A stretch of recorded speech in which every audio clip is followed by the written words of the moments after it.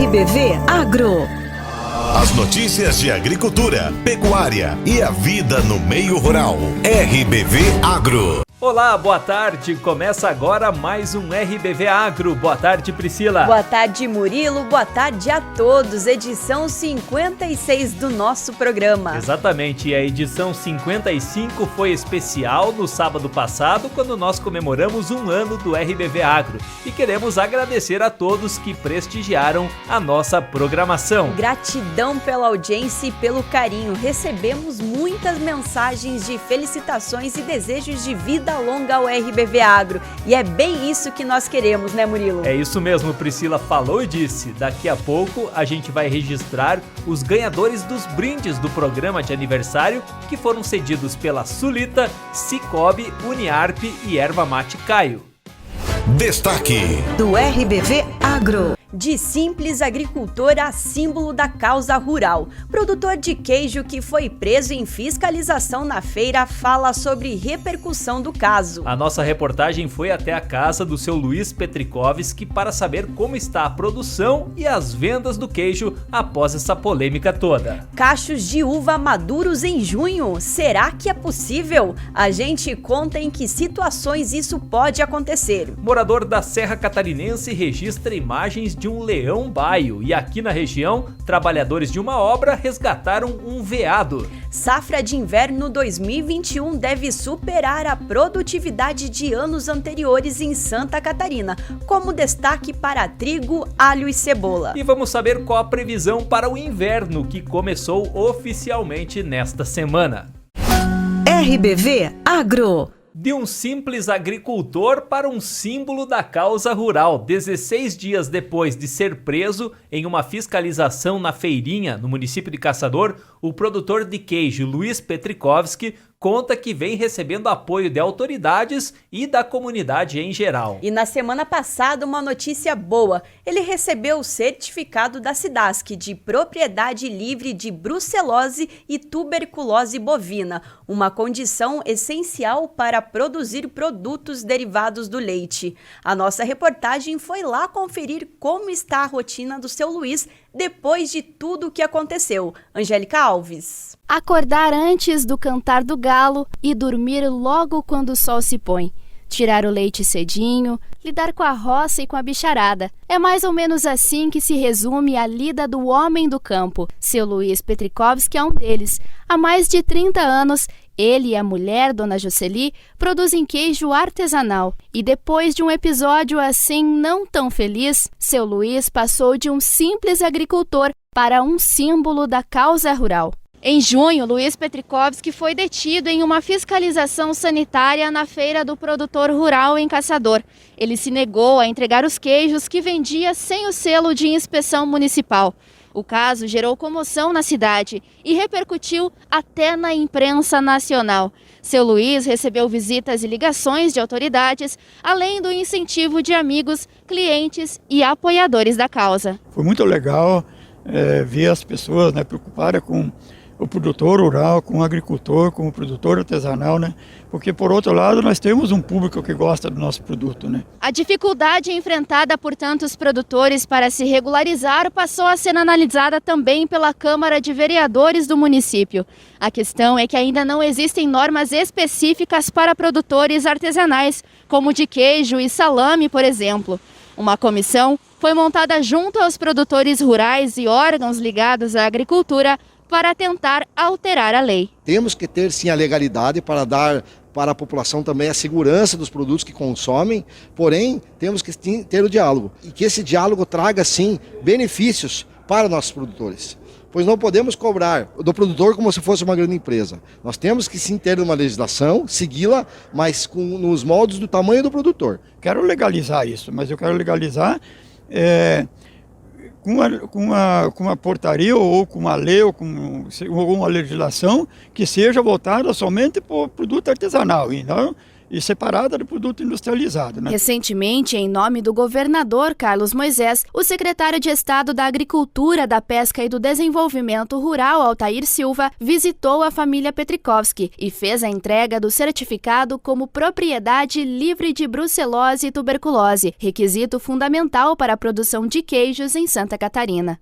Só para ter uma base, 70% de tudo que nós exportamos no ano passado, no ano 2020, vieram do agronegócio e nós precisamos apoiar, principalmente quem trabalha e produz, o nosso produtor rural. O queijo da família Petrikovski é famoso na região. Em 2019, recebeu o 2º lugar no Prêmio Queijo Brasil, tudo produzido com muito trabalho e dedicação. Eu vendo muito queijo porque o pessoal gosta, né, desse produto. Então o consumidor pode comer meu queijo bem tranquilo, mesmo que não tenha rótulo, né, do SIM, mas ele não tem perigo de transmitir doença do animal para o ser humano. E aquele queijo que foi apreendido na fiscalização tinha ainda mais valor sentimental, pois foi a remessa produzida durante o apagão de 95 horas que ocorreu no meio-oeste catarinense no final do mês de maio. Foi difícil aqui, porque tem 13 vacas para ordenhar, né? Tenho um cavalete aí que só troca de correia, né, da ordenhadeira para o cavalete e é tocado com o trator. Então o leite nós tiramos com o trator.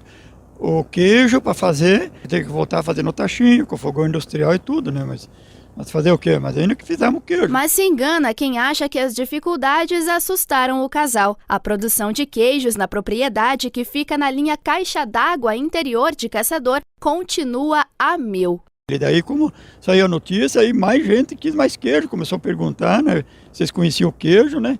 E começaram a pedir e tá indo, vai faltar.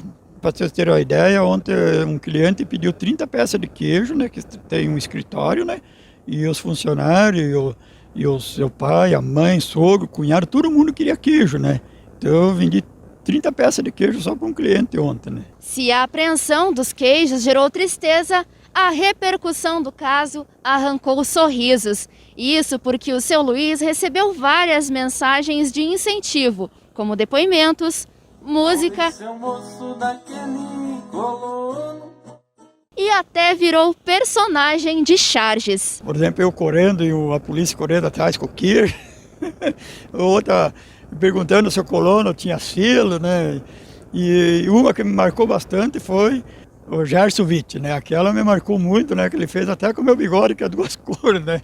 Eu adorei muito aquela charge lá. Né? E com o sorriso no rosto e a ajuda da dona Jocely, o trabalho continua. Mas qual será o segredo deste queijo premiado? Tem segredo, é leite com alho e sal e um pouco de carinho e ter vontade de fazer, a gente faz com prazer isso aí, né? Muito bom o queijo dele.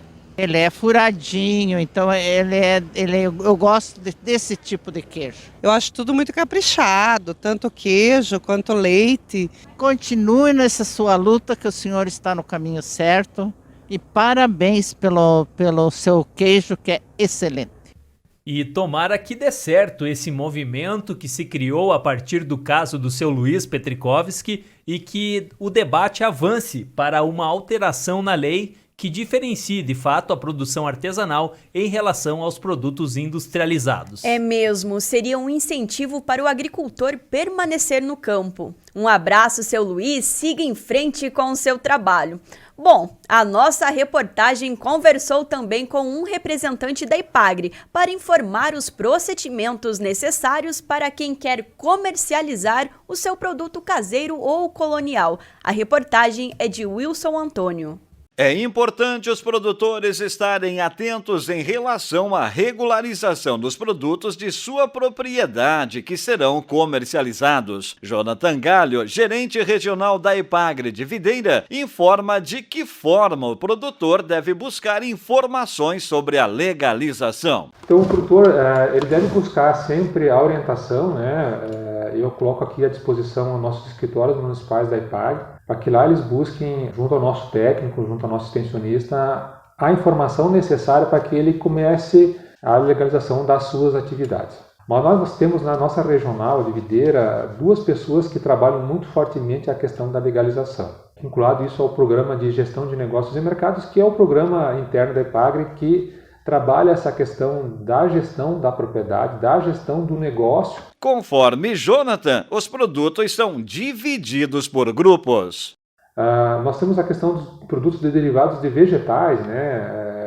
As compotas, as conservas, os panificados, e a questão dos produtos derivados de bebidas, né? E um quarto grupo que seria os produtos de uma olericultura, as folhosas, as nossas verduras. Em 2020, no estado, foram realizados 1.089 atendimentos para a legalização de produtos, com destaque para alguns. E os principais produtos atendidos nesse ano, né, que a gente está trabalhando os agricultores para que realmente consigam se legalizar, é a questão dos panificados, a questão dos derivados de frutas, principalmente sucos e vinho. Temos os derivados de leite, onde o principal produto é o queijo. Temos as conservas de pepino, conservas, né, de vários produtos, geleias, doces. E a questão da olericultura, principalmente na questão do acesso ao mercado, feiras, compras institucionais, como a alimentação escolar. Diante de todas estas informações, surge a questão: qual a importância da legalização? A importância está muito na questão do acesso ao mercado, né? O agricultor que está legalizado, ele tem a segurança de poder comercializar o seu produto de forma tranquila, sem ser incomodado, né, pela questão da fiscalização, né, e pela inspeção dos seus produtos. Então, somente com isso ele vai ter a tranquilidade que sim, que ele vai estar produzindo e vai conseguir comercializar. E para o consumidor é uma questão de qualidade do produto, né? Um sonho antigo dos agricultores de Santa Catarina está perto de se tornar realidade. O governo do estado deu início ao projeto para levar internet de qualidade ao meio rural. A intenção é investir 50 milhões de reais e cobrir boa parte dos municípios com estrutura de fibra ótica. Nesta semana, o projeto de lei que viabiliza as ações de conectividade no meio rural foi entregue na Alesc. O secretário de Estado da Agricultura, da Pesca e Desenvolvimento Rural, Altair Silva, explica como deve funcionar esse projeto na prática. As operadoras de internet na cidade, elas pagam o aluguel dos postes. Evidentemente, como tem um grande número de moradores na cidade, mesmo assim acaba sendo viável. Agora, no interior, se fosse aplicar as mesmas taxas de aluguel, seria inviável levar a internet com fibra ótica para o interior. E com esse projeto, visa criar um ambiente profícuo para que as empresas de internet possam também desenvolver o trabalho no interior. E a Secretaria da Agricultura, com o apoio dos municípios, também fará investimento em infraestrutura no sentido de fazer com que o interior receba a internet com fibra ótica, permitindo com que o produtor possa emitir o GTA, notas fiscais eletrônicas, possa implantar sistemas de tecnologia que usam internet, a exemplo da agricultura 4.0, que são operadas por robôs e que precisam de internet de alta velocidade, e também a parte da educação, que passa a ser mais uma oportunidade para o produtor rural, para a família rural, poder fazer cursos online, participar de reuniões online. Isso vai revolucionar os meios de comunicação do interior. Por isso é um programa com o apoio do governo do estado. O governador Carlos Moisés priorizou como um dos desafios importantes do seu governo, e a Secretaria da Agricultura implementou em parceria com a Celesc, em parceria com demais secretarias de Estado, no sentido de criar o maior programa de internet com fibra ótica para o interior. Santa Catarina já é um dos estados mais digitalizados, com mais acesso à internet, e agora, com essa oportunidade do interior, nós temos a convicção que disparadamente seremos o estado mais conectado do Brasil. E aí, Priscila, quer saber a previsão para o inverno? Se vai ser mais frio, menos frio, com mais chuva, com menos chuva? Quero saber sim, Murilo. A reportagem a seguir é da Patrícia Gomes, da Rede de Notícias Acaerte. O inverno de 2021 começou oficialmente aos 32 minutos desta segunda-feira. A estação promete para Santa Catarina temperaturas abaixo da média climatológica e ainda chuvas mal distribuídas e abaixo da média para o estado, segundo a Ipagre-Ciram. Algumas ondas de frio devem derrubar as temperaturas, especialmente a partir do mês que vem. O meteorologista da Acaerte, Peter Scheuer, acrescenta que será um inverno bem característico, com as geadas e episódios de neve. Pode ter neve sim. Provavelmente agora em julho, agosto, a gente vai ter massas de ar com transição polar e essas massas de ar, elas devem estar tendo os ingredientes termodinâmicos essenciais para ter neve. Neve, assim, é uma das previsões mais difíceis que tem de se fazer, tirando de tornado. Mas neve, com certeza a gente vai ter esse ano aqui. É à medida que a gente tem transição de massa de ar polar. Pelo menos aí, umas 4 massas de ar polar a gente pode ter nesse inverno. Apesar de todo o frio previsto, Peter Scheuer ressalta que alguns dias mais quentes não podem ser descartados, mesmo durante o inverno. Então a gente tem um inverno que ele é caracterizado aí por transição de frentes frias, massas de ar. Essas massas de ar elas podem ser tanto frias quanto quentes, né? Justamente por conta de bloqueios atmosféricos. Então a gente vai ter agora um mês de julho e agosto com características bem típicas de inverno. Típicas de inverno não significa só frio, mas também episódios de veranico. Então isso provavelmente vai acontecer ao longo desse mês de julho, agosto e também um pouquinho de setembro. Já as chuvas durante o inverno não deverão ser suficientes para acabar com a situação de estiagem vivida por boa parte dos municípios, principalmente do oeste catarinense. A estiagem ela segue ainda presente, ela ainda não é resolvida com esses índices pluviométricos que a gente teve aqui no estado. Claro que em algumas cidades, tanto o Litoral Sul quanto Grande Florianópolis, Vale do Itajaí, tiveram até índices pluviométricos representativos, mas o problema é que outras cidades, como por exemplo do oeste do estado, essas áreas próximas com a divisa do Paraná, tiveram pouca chuva até o presente momento. Então ainda não resolve o problema. Mesmo que fosse 2 meses, 3 meses de chuva, ainda iria até contribuir, mas ainda não resolve o problema. A gente vai ter 2 meses que são mais secos agora, ou não totalmente secos, né? A gente sai com estiagem, ou seja, chuvas bastante irregulares. E provavelmente que lá por setembro, outubro volta a ter chuva, mas depois volta a secar lá por novembro. O meteorologista da Acaerte, Peter Scheuer, alerta ainda para a possibilidade de tempestades de inverno, que ele explica que geralmente são severas e lembra do ciclone bomba que ocorreu no inverno passado. E a previsão é de uma onda de frio bem intenso no começo desta semana que tá chegando aí, Priscila. Segunda, terça, quarta-feira deveremos ter aqui na região amanhecer com temperaturas negativas.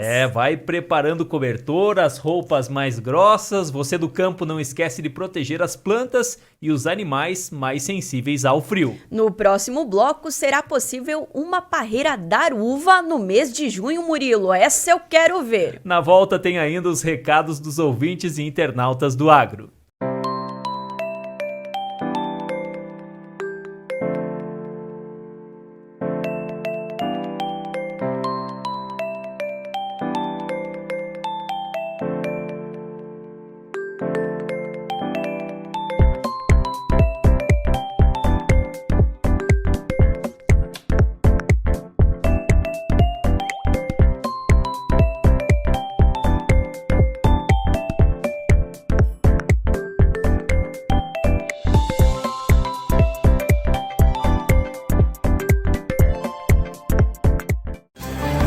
RBV Agro.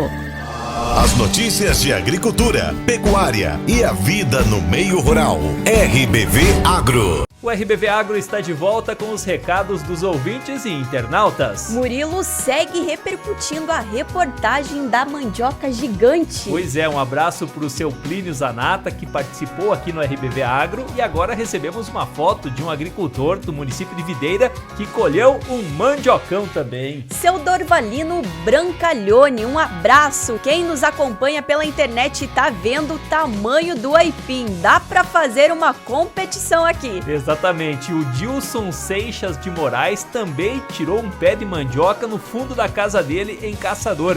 Essa é menorzinha, mas tem várias raízes, aquele aipim bem branquinho que a gente só de olhar já diz que desmancha na panela. Ah, eu adoro! E o Henrique Rigo mandou uma mensagem.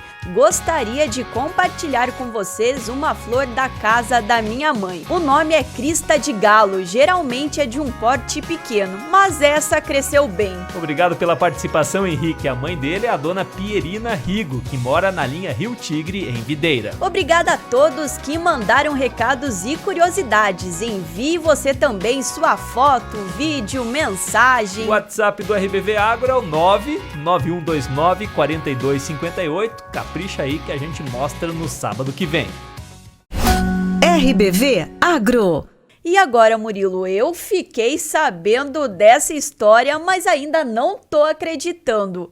É verdade mesmo? É verdade, eu conversei com um morador aqui da região que tem uma pequena parreira no pátio da empresa dele e não é que deu uva neste mês de junho, Priscila. Uma das frutas mais tradicionais da região meio-oeste de Santa Catarina, a uva, é sempre uma boa pedida a partir de dezembro, quando começa a colheita das variedades mais precoces. Mas e no inverno, é possível uma parreira frutificar? Itacir Ficali tem uma pequena parreira no pátio da sua empresa, no município de Caçador, e esse ano ficou surpreso quando colheu cachos maduros de uva em pleno mês de junho. Já fazem 6 anos que tem essa parreira, produz todo ano bastante uva, só que esse ano me chamou bastante atenção, porque teve pessoas que veio aqui nessa época chupando uva, digo, mas pegaram onde essa uva? Daí é no Parral, como é no Parral? Daí até que estávamos percebendo, tinha vários cachos e eu acho que mais ou menos deu uns 30 cachos de uva. Tem vários que estavam maduros e tem bastante que está amadurecendo e tem bastante que está brotando.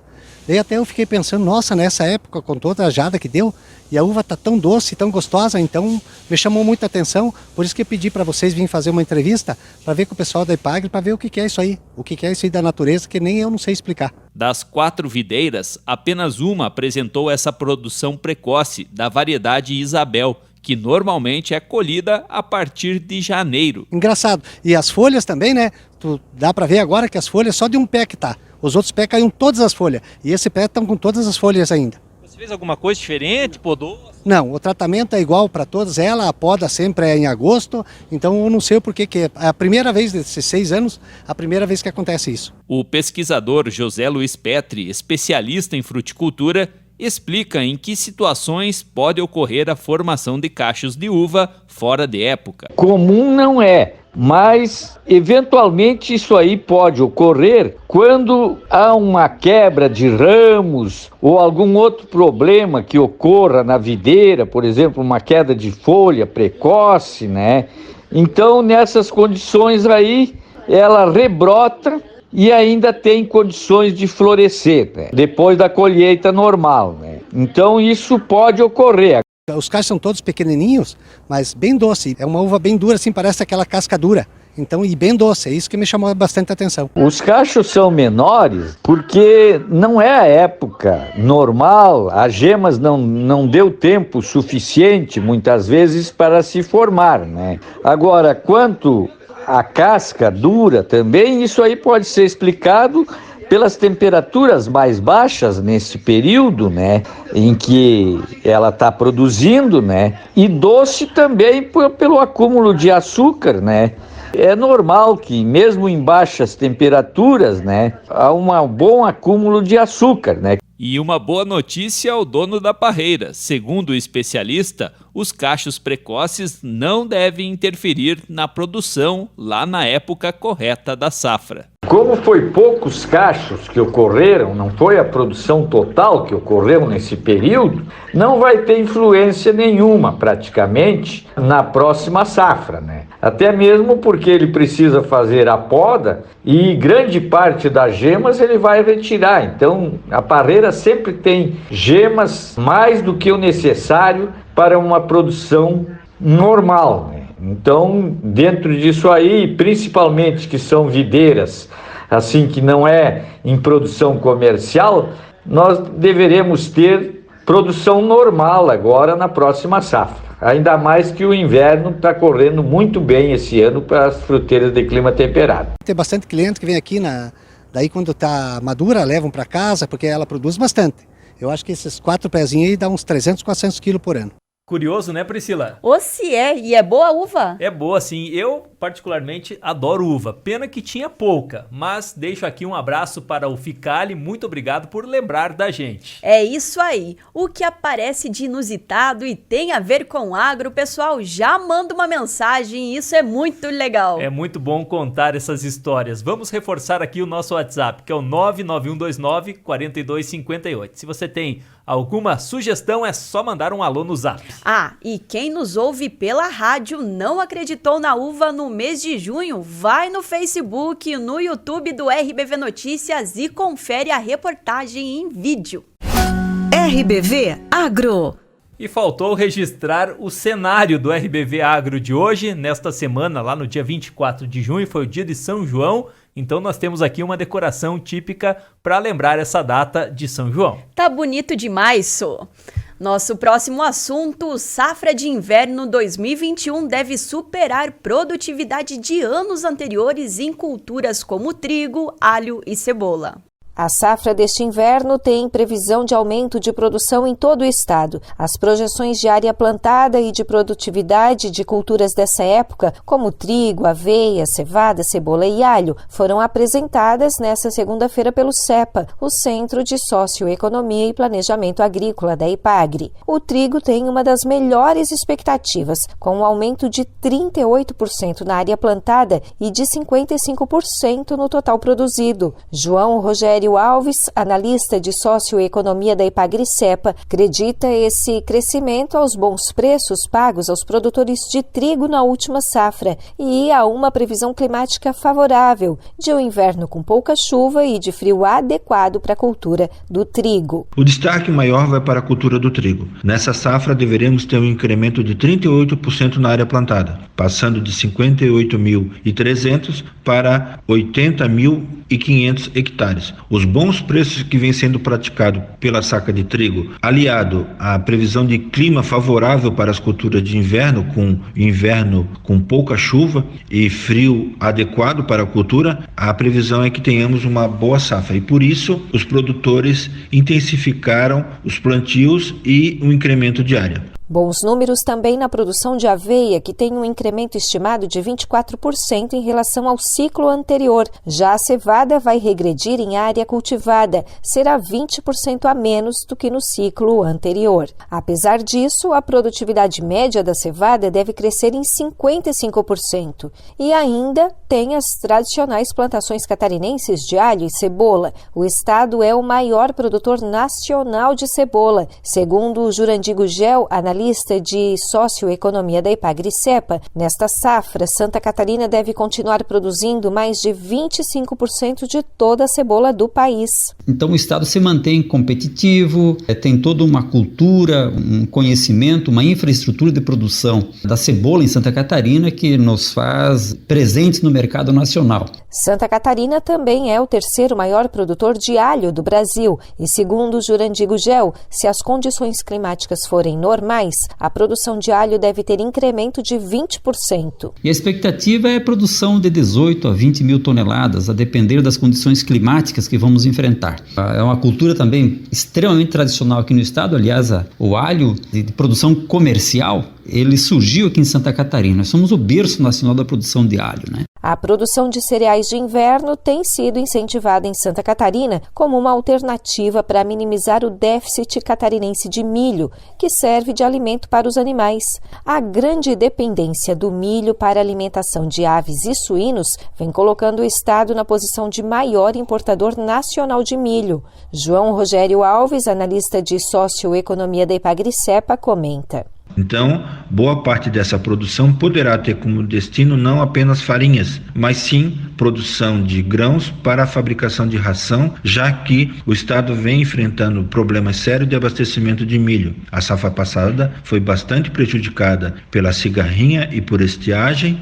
e, portanto, todo o setor de carnes está bastante preocupado com o abastecimento de grãos para a produção de ração. E o alho e a cebola são culturas bem relevantes aqui no meio oeste de Santa Catarina. Nos próximos programas, nós vamos trazer reportagens sobre o plantio do alho e a semeadura da cebola aqui no RBV Agro. E com relação ao cultivo de cenoura, a Jussiele Baldissarelli traz uma reportagem para nós. Se você pensa que é apenas o coelhinho que gosta de cenoura, está enganado. A cenoura está entre as hortaliças mais consumidas pelo brasileiro, sendo amplamente cultivada em todo o país e em todas as estações do ano. Estima-se que anualmente são cultivados cerca de 20 mil hectares, que resultam em uma produção de mais de 700 mil toneladas.